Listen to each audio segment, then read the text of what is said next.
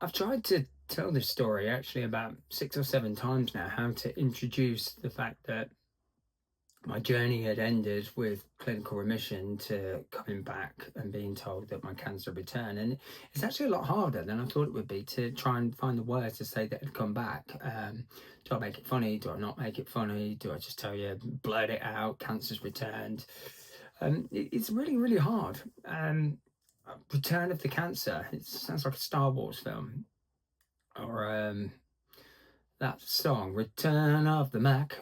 Anyway, so it was difficult to try and bring these words back up and relive a journey, part two of the journey, but we'll go for it, and hopefully you guys will stay with me, because the aim of this part is to take us up to present day, and then I can give live updates where we are with everything. Some interesting things have now happened in the last couple of weeks that we didn't think possible, but we'll get there. So now is the race to get to where we are now, so you can see the live updates of what happens to me on this journey and where's it going to lead, and will this end with a video saying Rob has passed away.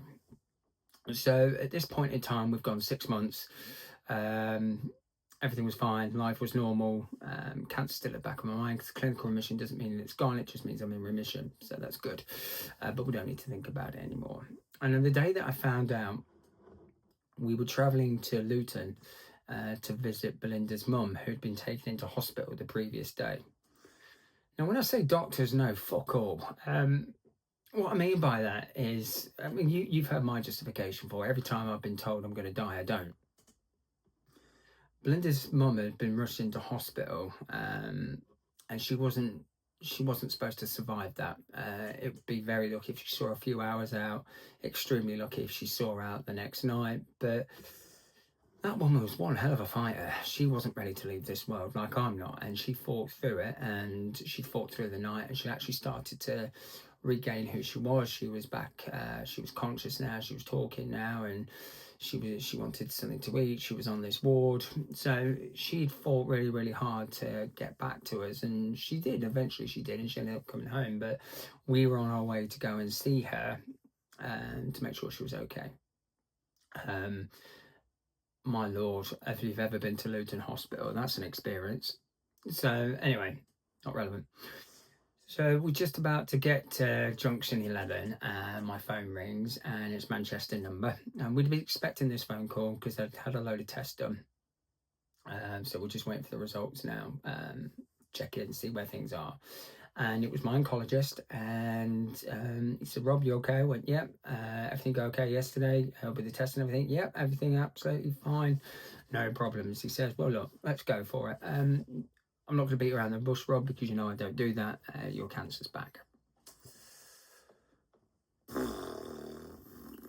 Okay, so I knew this day was coming. I think everybody knew this day was coming. It's just a question of when this day was coming. But in retrospect, the first time I was told, where it was all cold and I'm just somebody in a room being told by a load of people I've got cancer, and this is somebody telling me that I knew, that I built up not a working relationship, but a bonding between somebody treating me, that I respected his opinion. I respected his manner, the way that he would do things. And to me, I didn't feel like I was just a name on a sheet to this guy. He would take time to talk to you and answer all your questions. And he spoke to you like a human being. So to be told that my cancer's returned from this guy, it felt comfortable. That's a fucking word to say. Of course it's not comfortable. I've got cancer. It's a horrible thing. It's a horrible thing to be told. Anybody to be told that, it's horrible. And then all the feelings of what that actually meant will come out later, as I'm go home and driving home, and a few days after that. But for now, it's being told the news that you would expected. It's a weird sense of relief. Not really. I don't know how to articulate how I'm feeling, but when you know something's coming and you get told it's here, I think that potentially feels better than constantly having every day waiting to hear the news that it's back. I hope that makes sense to people that are listening to this. For me, I wasn't okay. I've got it. I wasn't scared. I was not scared. To hear those words, it didn't scare the hell out of me. And I think that was down to the relationship I built up with the Manchester Hospital and all the people that were there, and the people that have treated me and gone through the side effects of them and all that kind of stuff. It felt better to be told this way. So, yes, it's not very nice to hear that it's back, but I think it's better to hear that than constantly go with the what if. It's tomorrow going to be the day I'm told? Is it next week is the day I'm going to be told? But anyway, regardless of how all of that, I'm now being told it's back. So, okay, it sets in. All right, doc, what's the plan? What are we going to do? What does that mean? He says, well, look, I'd like to see you in person. Don't take that as a bad thing. I just want to see you in person. I want to go through the scans with you, and I want to tell you what we're going to do next. Perfect. Okay, no problem. So let's do that. So we make arrangements to go down to Manchester to see my oncologist. So we do that a few days later. So we go in, we sit down, and he's got the scans on the computer. He says, okay, so let's get all the bad stuff out of the way. The bad thing is, we knew it was there in the DNA. The surgery was 100%. Everything that we wanted to do was a success. We did the surgery, we got it out, and the colon's not a problem anymore. This is all about your liver. So the tumours are grown in your liver. The metastasis from the liver is what's causing us a bit of a sod at the moment. So the tumours are starting to regrow there, and that's what's elevating your CEA levels, and that's what's our main function now. So we need to focus on this now. So plan is, I'm going to put you back onto chemotherapy. So that's plan one. I'm going to get you back onto chemotherapy.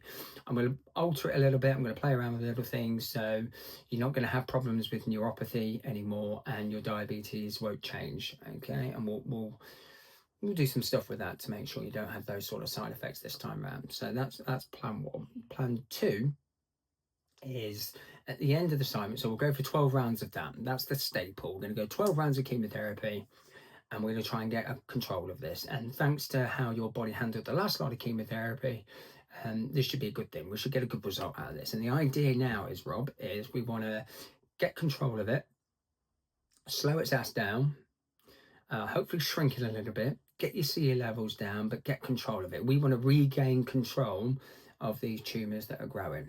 Okay. And once we've done that, I'm going to work on putting you forward for a medical procedure called SIRTS. It's a new big thing, and it's had some incredible results. But basically, SIRTS is a procedure where we insert radioactive beads into the liver and then kill it directly. So it's complicated, but it's having some remarkable results. That's my plan for you now. So we have a plan. We have a fuck you cancer, we're going to beat you again plan. I'm up for that. Let's do it. I've been through chemo before. Piece of piss. It wasn't, but it was a piece of piss. So let's do that again. This time round 2. Go Rocky, round 2. And that was my Mickey impression. We have a plan to beat it again. Not, oh, Mickey's going to die and all that crap. We've got a plan to beat it. Perfect.